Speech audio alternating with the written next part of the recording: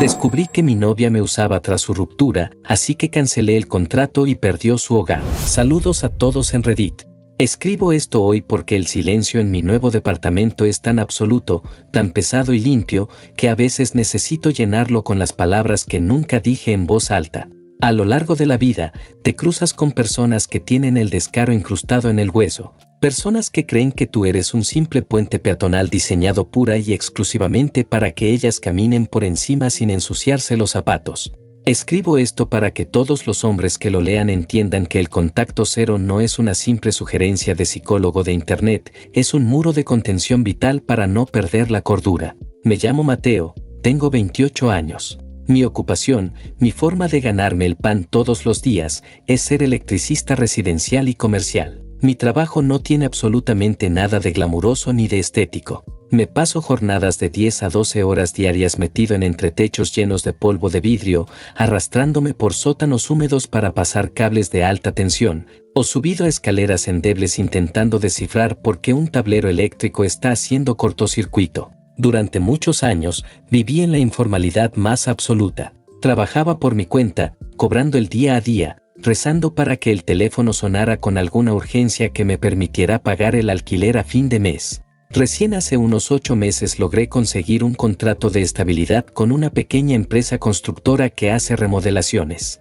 Mi situación económica es la definición exacta de llegar con lo justo. Alquilo un departamento pequeño de 2 ambientes en un barrio de clase media-baja. No es mío, no tengo propiedades, no tengo inversiones en la bolsa ni un auto de lujo. De hecho, sigo pagando las cuotas mensuales de una deuda que adquirí para comprar un kit de herramientas profesionales, un multímetro de alta precisión y un taladro percutor que necesitaba para no perder mi trabajo. Recién hace 2 semanas pagué la penúltima cuota de ese taladro, y para mí, ese simple recibo de pago es un logro monumental. Vivo al día, con las manos curtidas, con cortes en los nudillos y con el olor a cobre y cinta aislante impregnado en la piel. En este contexto de esfuerzo constante y cansancio crónico, apareció Brenda en mi vida. Brenda tiene 26 años. La conocí de la forma más mundana y ridícula posible, un sábado por la mañana en una ferretería de mi barrio. Yo estaba comprando rollos de cable corrugado y ella estaba parada frente al mostrador, discutiendo con el vendedor porque le quería comprar un cable finísimo, de esos que se usan para parlantes, para instalar un horno eléctrico en su casa. Yo, con mi defecto de técnico que no puede ver a alguien a punto de incendiar su propia cocina, intervine. Le expliqué la diferencia de calibres, le elegí los materiales correctos y le expliqué cómo conectarlo para no morir electrocutada. Ella me miró con una mezcla de sorpresa y curiosidad.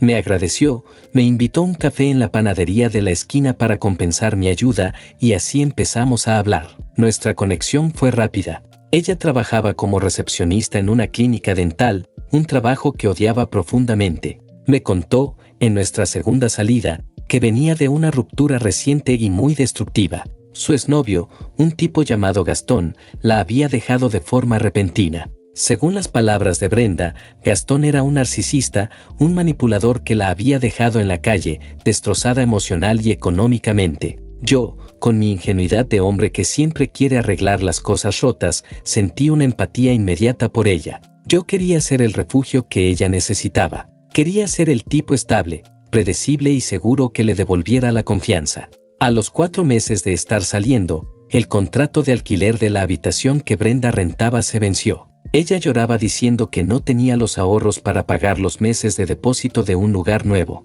Yo, en un acto de ceguera voluntaria y amor malentendido, le ofrecí que se mudara a mi pequeño departamento. Le dije que no se preocupara por el dinero, que yo cubriría el alquiler y los servicios básicos y que ella solo aportara para la comida mientras se estabilizaba y ahorraba para su futuro. Los primeros meses de convivencia fueron buenos. Había calidez en la casa. Yo llegaba destruido del trabajo, lleno de polvo, y tener a alguien con quien compartir la cena me hacía sentir que todo el esfuerzo tenía un sentido. Pero en la electricidad, cuando hay una fuga de corriente en el sistema, no siempre ves el chispazo de inmediato. A veces, la fuga es silenciosa, lenta, y solo te das cuenta cuando la factura de la luz llega por las nubes o cuando tocas una pared y te da una descarga que te paraliza el corazón. Las señales de que yo era simplemente una herramienta temporal empezaron a manifestarse de forma sutil, escalando poco a poco. La primera señal fue un comentario denigrante disfrazado de preocupación estética. Teníamos una cena de cumpleaños con unas amigas de ella. Yo llegué tarde del trabajo, me di una ducha rápida y me puse unos jeans limpios y mis botas de trabajo de cuero, las únicas que tenía que no estaban rotas. Cuando salí de la habitación, Brenda me miró de arriba a abajo, frunció la nariz y dijo: «Vas a ir con esas botas de obrero a la cena, pareces un albañil que se perdió de la obra. Cámbiate, por favor, no quiero que mis amigas piensen que te mantengo». Yo me quedé helado. Me tragué el orgullo, me puse unas zapatillas viejas de tela, y no dije nada. Racionalicé el comentario pensando que ella solo quería que diéramos una buena impresión. La segunda señal fue un cambio de comportamiento menor, pero constante. Brenda siempre fue de usar mucho su teléfono celular, pero de repente empezó a dejar el aparato siempre boca abajo sobre la mesa del comedor. Si estábamos viendo una película y la pantalla se iluminaba, ella saltaba del sillón, agarraba el teléfono y se lo llevaba al baño. Cuando le pregunté por qué hacía eso, inventó que el cristal protector estaba flojo y que no quería que el polvo entrara por los bordes.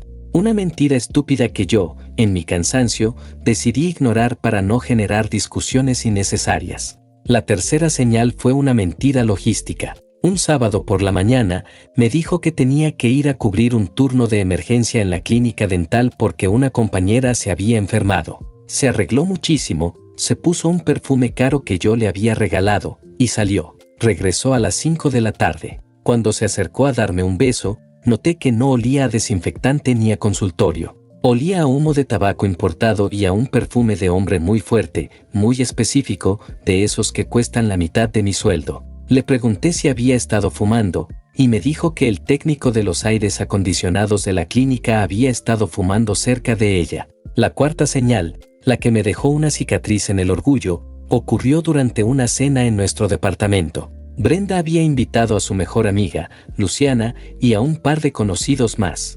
Estábamos comiendo pizzas. La charla derivó hacia los planes a futuro, los viajes y las inversiones. Yo, humildemente, comenté que estaba muy feliz porque me faltaban solo 3 cuotas para terminar de pagar mi kit de herramientas profesionales y por fin iba a tener ese dinero libre. Brenda soltó una carcajada seca, miró a sus amigas y, con un tono de burla asqueroso, soltó: «Mateo es un romántico de la pobreza. Se emociona por pagar un taladro en cuotas mientras el resto del mundo planea viajes a Europa. Es tierno, pero a veces me desespera su falta de ambición real». Sus amigas se rieron por lo bajo. Yo sentí que me habían clavado un cuchillo en el estómago frente a mi propia mesa, en la casa que yo pagaba con mi sudor.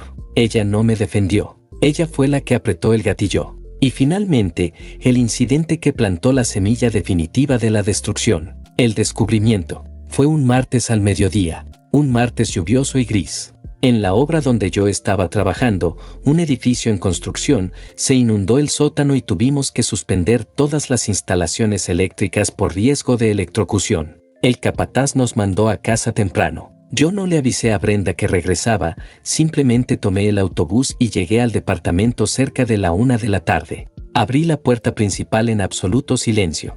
Escuché el sonido del agua cayendo en el baño. Brenda se estaba dando una ducha. Caminé hacia la cocina para prepararme un café y calentarme el cuerpo, que lo tenía entumecido por el frío. Sobre la mesa pequeña del comedor, Brenda había dejado su computadora portátil abierta. Ella la usaba para ver series mientras desayunaba. La pantalla estaba encendida. Yo no soy un tipo que revisa los teléfonos ajenos. Nunca tuve la necesidad. Pero cuando pasé por detrás de la silla para ir a la alacena, la pantalla brilló con una notificación emergente. Era la aplicación de mensajería web, sincronizada con su teléfono celular, que estaba conectada y abierta en una ventana grande. El nombre del chat en pantalla era Luciana, su mejor amiga. Mi vista, entrenada para detectar cables de 1 milímetro de grosor en la oscuridad, captó de inmediato un bloque de texto largo que Brenda acababa de enviar unos minutos antes de meterse a la ducha. Mis ojos se fijaron en la primera línea y el cerebro se me paralizó. Me quedé quieto. Incliné la cabeza hacia la pantalla. Leí el mensaje completo. Decía textualmente: «Amiga, obvio que no lo amo, no seas pesada. Volví con Mateo porque Gastón me dejó literalmente en la calle y necesitaba con urgencia a alguien que me pagara el alquiler y la comida mientras me acomodo y consigo otro lugar. Tú sabes que yo no puedo sostener mis gastos sola. Mateo es un tipo fácil de manejar, es tan bueno que es idiota. Apenas me aprueben el crédito personal en el banco para alquilar mi propio lugar, lo dejo sin mirar atrás. Te juro que ya no soporto su olor a cable quemado ni sus botas llenas de barro en la entrada de la casa. Me da vergüenza presentarlo como mi novio. Pero bueno, es un mal necesario por un par de meses más. La respiración se me detuvo en seco. El aire de la cocina se volvió pesado, como si la presión atmosférica hubiera bajado de golpe. La mujer a la que yo había recogido de su supuesta tragedia. La mujer a la que yo le había abierto las puertas de mi hogar, a la que le pagaba el techo, la luz, el agua y la comida con el dinero que yo ganaba arrastrándome por los sótanos. Esa misma mujer no solo no me amaba, sino que me despreciaba profundamente. Sentía asco por mi trabajo. Me veía única y exclusivamente como una billetera temporal, un albergue de tránsito gratuito al que iba a desechar en el instante exacto en que consiguiera su propio crédito. Me había engañado desde el primer día. La ruptura con el tal Gastón no había sido una liberación para ella, había sido un fracaso logístico, y yo fui el salvavidas estúpido que ella usó para no hundirse financieramente. Cualquier otro hombre de mi edad, impulsivo o inmaduro, habría estallado en furia. Habría agarrado la computadora portátil y la habría estrellado contra la pared. Habría pateado la puerta del baño, habría sacado a la mujer de la ducha a los gritos limpios, le habría reclamado cada centavo gastado y habría armado un escándalo monumental, llorando de indignación. Yo no, el enojo irracional hace mucho ruido. Y cuando trabajas con electricidad, sabes que si haces movimientos bruscos y ruidosos cerca de un tablero abierto, te mueres. Yo no externó ni una sola emoción física. Mis manos se pusieron completamente heladas, pero no temblaron. Mi pulso bajó. Leí el texto una segunda vez para grabar cada palabra asquerosa en mi memoria. Saqué mi teléfono celular del bolsillo de mi campera, abrí la cámara y tomé 3 fotografías claras y nítidas de la pantalla de la computadora, asegurándome de que se viera la fecha, la hora y el destinatario. Luego, me alejé de la mesa en completo silencio. No toqué la computadora, no cerré la ventana de la aplicación, no moví ni un solo vaso de la cocina. Me di la vuelta, caminé de puntillas hacia la puerta principal de entrada, abrí la cerradura sin hacer ruido y salí del departamento, cerrando la puerta suavemente a mis espaldas. Bajé las escaleras del edificio, caminé 2 cuadras bajo la lluvia fría, me subí a mi camioneta de trabajo que estaba estacionada en la avenida, me senté al volante y me quedé ahí, inmóvil, en silencio, procesando la masiva traición durante casi 2 horas. Mi pausa estratégica no fue una decisión meditada en un retiro espiritual, fue pura supervivencia técnica. Yo no hablé con ningún amigo para pedirle consejo, no llamé a mi madre para llorar, no busqué a un abogado porque no estábamos casados y no teníamos bienes en común. Yo estaba completamente solo en la cabina de mi camioneta, escuchando las gotas de lluvia golpear contra el techo de chapa, calculando los voltajes y las cargas de mi propio colapso. Si yo entraba al departamento y la echaba a los gritos ese mismo día, ella se iba a victimizar. Iba a llamar a sus amigas, iba a decir que yo me había vuelto loco, que yo era un abusador que revisaba sus cosas personales y que la había echado a la calle bajo la lluvia. Ella instalaría su narrativa de mujer maltratada y Gastón, su famoso ex, seguramente sentiría lástima y la rescataría, convirtiéndome a mí en el villano perfecto de su película. Yo no le iba a dar ese gusto. Ella me veía como un albergue temporal. Bueno, el dueño del albergue estaba a punto de firmar la orden de demolición controlada. Saqué mi teléfono y revisé mi calendario y mis documentos bancarios. El contrato de alquiler de mi pequeño departamento vencía exactamente en 6 semanas. El contrato estaba pura y exclusivamente a mi nombre. Yo era el único titular, yo pagaba las garantías y yo era el responsable legal de la propiedad. Brenda estaba completamente segura de que yo iba a firmar la renovación del contrato anual la semana siguiente, porque así lo habíamos hablado superficialmente unos días atrás. Ella creía que tenía un techo garantizado por 12 meses más, lo que le daba tiempo de sobra para conseguir su préstamo y abandonarme a su propio ritmo.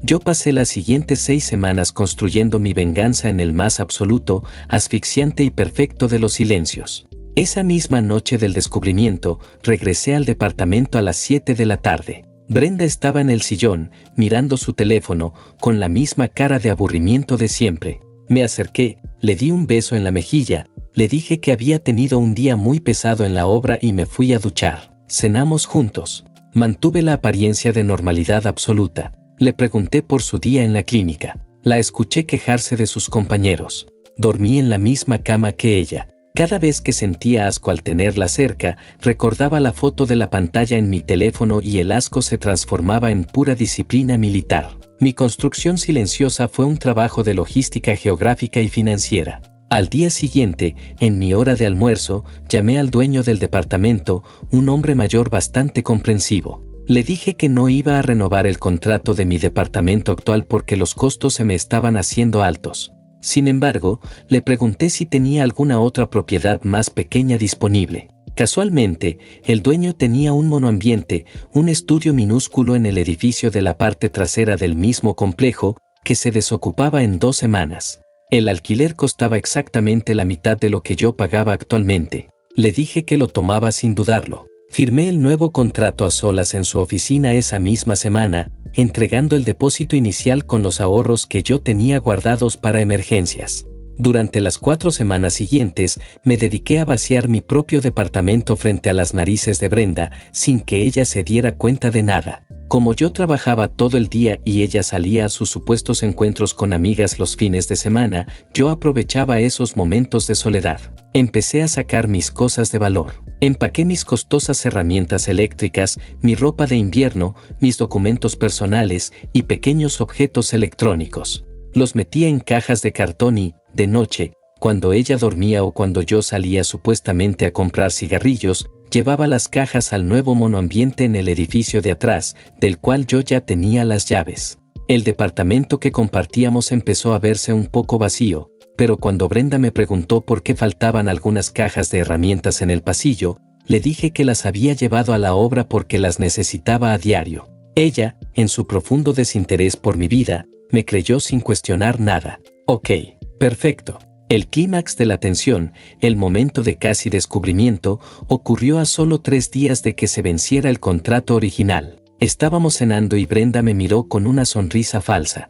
Amor, cuando firmas la renovación del alquiler con el dueño, tenemos que ir viendo de pintar la sala el mes que viene, este color me deprime, me dijo, pinchando su ensalada. Yo tragué mi comida, tomé un sorbo de agua y la miré a los ojos con la misma frialdad con la que miro un cable desconectado. El dueño me dijo que los papeles están listos para este viernes al mediodía. Yo paso por su oficina, firmo todo y listo. No te preocupes por nada, yo me encargo de todo el papeleo, le respondí, con una calma que daba miedo. Ella sonrió, satisfecha, creyendo que su plan maestro de parasitismo estaba asegurado. Qué bueno, este fin de semana entonces celebramos. El sábado tengo un brunch larguísimo con las chicas de la clínica, así que estaré fuera casi todo el día, pero a la noche cocino yo, dijo ella, sellando su propio destino sin saberlo. El sábado por la mañana, un día antes de que el contrato venciera legalmente y debiéramos entregar las llaves, Brenda se levantó temprano, se maquilló, se puso un vestido carísimo, me dio un beso rápido y falso, y salió por la puerta rumbo a su famoso brunch. Yo me quedé solo en el departamento. Agarré mi teléfono y envié un solo mensaje. 15 minutos después, estacionaron en la puerta del edificio 2 camionetas enormes.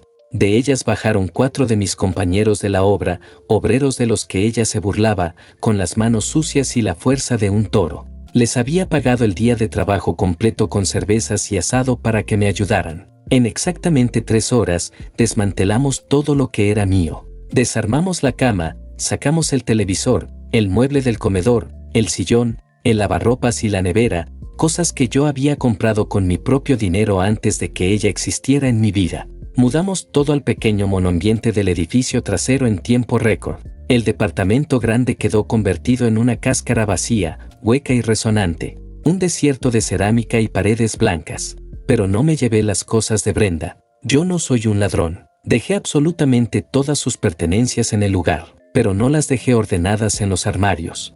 Agarré todas sus prendas, sus zapatos, sus perfumes, sus estúpidos adornos decorativos y su secador de pelo, y los metí de forma prolija pero apresurada en 6 bolsas de basura negras de consorcio inmensas. Apilé las bolsas justo al lado de la puerta principal, desde adentro. Yo no dejé una carta manuscrita llena de dolor ni de reclamos emocionales. No me interesaba su empatía ni sus disculpas. Fui a la cocina, que ahora estaba vacía sin la nevera, y apoyé sobre la mesada de mármol 3 cosas. Primero, las copias impresas a todo color de las fotografías que yo le había tomado a la pantalla de su computadora, donde se leía claramente su mensaje a Luciana diciendo que yo era un idiota, que odiaba mi olor a cable y que me iba a usar hasta que le dieran el crédito. Segundo, una fotocopia del documento legal firmado por el dueño del edificio, que estipulaba que el contrato de alquiler de ese departamento estaba oficialmente terminado, cancelado, y que la propiedad debía ser desalojada y entregada con las llaves al día siguiente a las 5 de la tarde sin excepción, bajo amenaza de intervención policial por usurpación. Tercero, dejé mi copia de las llaves del departamento encima de los papeles. La ejecución estaba completa, elegante, destructiva, legal y absolutamente silenciosa. Yo salí del departamento vacío, cerré la puerta, bajé las escaleras y me fui a mi nuevo monoambiente en el edificio de atrás. Pedí una pizza, abrí una cerveza fría, me senté en mi sillón rodeado de cajas sin desempacar y esperé. Actualización 1. Han transcurrido exactamente 6 horas desde que me senté en mi sillón nuevo. La detonación del explosivo ocurrió a las 8:30 de la noche del sábado. Yo estaba comiendo una porción de pizza fría en mi monoambiente, escuchando música a volumen bajo, cuando la pantalla de mi teléfono celular se encendió. Empezó a vibrar sobre la mesa de madera. 1, 2, 10, 20 veces seguidas. Brenda había llegado al departamento. Seguramente entró esperando encontrarme cocinando la cena, lista para seguir jugando su papel de novia devota mientras planeaba abandonarme a mis espaldas. En lugar de eso, la recibió el eco de sus propios zapatos en un pasillo completamente vacío. Los mensajes de texto que me llegaron fueron una clase magistral de desesperación, negación y pánico absoluto. Al principio, ella no había visto los papeles en la cocina. Su primer instinto fue el terror patrimonial. Mateo, contesta. Alguien entró a robar. Se llevaron todo. Voy a llamar a la policía, escribió ella, con letras mayúsculas. Yo no respondí. Tomé un sorbo de cerveza y esperé 5 minutos. El tiempo exacto que le tomaría caminar hasta la mesada de la cocina y encender la luz. El siguiente aluvión de mensajes cambió de tono radicalmente. La víctima asustada desapareció y dio paso a la mentirosa acorralada. El acto de ver las capturas de su propia traición impresas a todo color debió atravesarla como un cuchillo. Ella inventó la excusa más patética y ridícula que la mente de una persona narcisista puede procesar cuando se queda sin opciones. Mateo, te lo juro por mi vida que eso no es lo que parece. Alguien me hackeó la computadora. Luciana me dejó su sesión abierta y ella escribió eso para separarnos. Por favor, contéstame, el contrato dice que me tengo que ir mañana, no tengo a dónde ir, mis cosas están en bolsas de basura, por favor hablemos como adultos. Yo leí cada una de sus palabras. Mi rostro no externó ni una sola gota de empatía. No sentí lástima. Sentí la inmensa, pesada y absoluta tranquilidad de saber que había tomado la decisión correcta. Apagué la pantalla de mi teléfono, lo puse en modo avión y me fui a dormir. Fue la primera noche en 4 meses que dormí sin sentir que estaba compartiendo el oxígeno con un parásito. Actualización 2. 24 horas después. El plazo legal se cumplió de forma implacable. Como yo me había mudado al edificio de la parte trasera del mismo complejo residencial, tenía una vista parcial del patio delantero y de la calle desde mi pequeña ventana. A las 5 de la tarde del domingo, el dueño del departamento llegó puntual con su maletín y un par de llaves nuevas. Me enteré de los detalles exactos del desalojo un par de días después, cuando me crucé al dueño en el pasillo y él mismo me lo contó, negando con la cabeza. Brenda no había empacado nada más. Pasó la noche en vela, llorando en el piso del departamento vacío. Cuando el dueño tocó el timbre, ella intentó usar todas sus tácticas de manipulación emocional. Lloró, se hizo la víctima, le dijo que yo la engañó con otra mujer y que la había abandonado a traición sin darle tiempo de conseguir dinero. Pero el dueño es un hombre mayor, estricto, al que solo le importan los contratos y la legalidad. Le dijo que su problema sentimental no era asunto suyo, que el contrato estaba oficialmente cancelado por el único titular que ponía el dinero, y que si no sacaba sus bolsas de basura a la calle en los próximos 10 minutos, iba a llamar a la policía por ocupación ilegal. Acorralada, Brenda tuvo que sacar sus pertenencias a la acera pública a la vista de todos los vecinos. Se sentó en una de sus bolsas negras, llorando a mares. Intentó llamar por teléfono a Gastón, el famoso exnovio narcisista al que supuestamente iba a volver a buscar. El tipo, por supuesto, ni siquiera le contestó la llamada. Le rechazó el contacto por completo. Sin dinero para pagar un flete, sin tarjeta de crédito y sin el idiota básico que le financiaba la vida, tuvo que llamar a Luciana, su cómplice de mensajería. Luciana llegó 2 horas después en el auto prestado de su madre, subieron las bolsas a los empujones y se fueron. Brenda terminó durmiendo en un colchón inflable en el piso del pasillo del pequeño departamento de su amiga,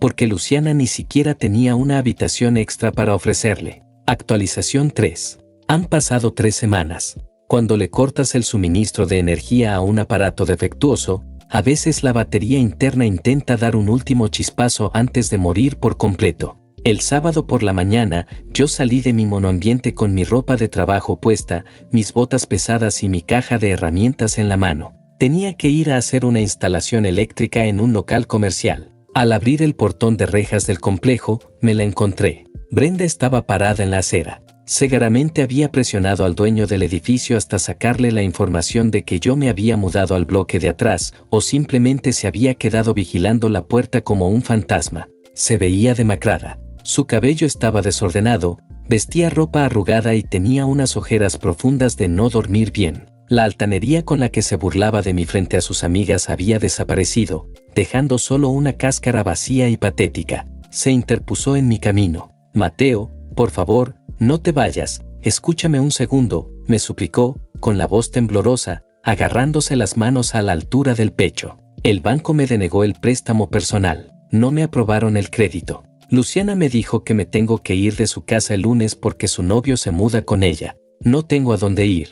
Estoy durmiendo en un colchón pinchado. Te lo ruego, perdóname. Sé que fui un monstruo. El miedo a quedarme en la calle me hizo decir estupideces, pero yo te quiero, te juro que te quiero. Déjame volver contigo. Te limpiaré el departamento, te cocinaré todos los días. Yo me detuve. Acomodé el peso de mi caja de herramientas en mi mano derecha. La miré a los ojos con la misma frialdad con la que diagnostico un cortocircuito irremediable en un tablero quemado. No hubo furia, no hubo reproches, no hubo gritos. El albergue de tránsito fue clausurado y demolido de forma permanente. Brenda, le dije, usando un tono de voz bajo, monocorde y absolutamente letal. Tú misma redactaste los planos de demolición. Yo solo ejecuté la obra. Búscate a otro idiota al que no le huela la ropa a cable quemado, porque a mí, tú ya no me sirves ni para limpiar el polvo de mis botas. No esperé a ver su reacción. No me quedé a escuchar cómo rompía a llorar de nuevo. Di un paso al costado, la esquivé como si fuera un obstáculo inanimado en la calle, me subí a mi camioneta y arranqué el motor. Por el espejo retrovisor la vi quedarse parada en la acera, sola, tapándose la cara con las manos. Ok. El circuito estaba oficialmente cerrado. Actualización 4. 8 meses exactos han marcado el calendario desde aquella mañana en la acera. 240 días de silencio, de trabajo duro y de paz absoluta. Cierro la caja de fusibles y termino esta bitácora, comunidad de Reddit. No hubo regresos dramáticos ni finales de película donde yo me convierto en un millonario vengativo. Mi vida es simple, pero es mía. Sigo viviendo en el pequeño monoambiente del edificio trasero. El espacio es reducido, pero está limpio y en total silencio. Hace 2 meses terminé de pagar la última cuota del préstamo de mis herramientas. Ese día, me compré una cerveza buena, me senté en mi sillón y brindé en soledad. Ese fue mi gran triunfo. Ya no tengo deudas, no mantengo parásitos y el dinero que gano arrastrándome por los techos me sobra para vivir tranquilo. Sigo trabajando para la misma empresa constructora y me acaban de dar un pequeño aumento. Estoy solo, no tengo pareja nueva, y francamente, nunca me sentí tan en paz con mi propia compañía. De Brenda supe por última vez a través de un compañero de obra que vive en su antiguo barrio. La gran mujer que merecía viajar a Europa y despreciaba mi falta de ambición, ahora trabaja cobrando boletos en una cabina de peaje en la autopista, respirando el humo de los camiones durante 8 horas seguidas por un sueldo mínimo. Sigue alquilando una habitación diminuta en una pensión compartida con otras 3 personas, muy lejos de la vida de lujos y estabilidad que planeaba robarme. El narcisismo no paga el alquiler y las mentiras no construyen cimientos. A todos los hombres que hoy están agachando la cabeza, pagando cuentas, soportando malas caras, aguantando que los escondan de las amistades o que les menosprecien su oficio honesto solo por no estar solos, despierten. No se trata de explotar. No se trata de vengarse gritando en la calle o rompiendo cosas. Se trata de entender que hay personas que te miran a los ojos, te dicen que te aman, y en su cabeza solo están calculando cuánto tiempo más te van a usar para no mojarse en la lluvia. El respeto no se ruega, el respeto se impone con hechos concretos. Si descubren que son solo un puente temporal para alguien más, no quemen el puente a los gritos. Simplemente retírense en silencio, bloqueen los accesos y dejen que el parásito intente caminar sobre el agua por su propia cuenta. La diferencia entre perder a alguien y librarse de alguien es simplemente una cuestión de perspectiva, y el tiempo siempre le da la razón al que tiene la paciencia de construir en silencio.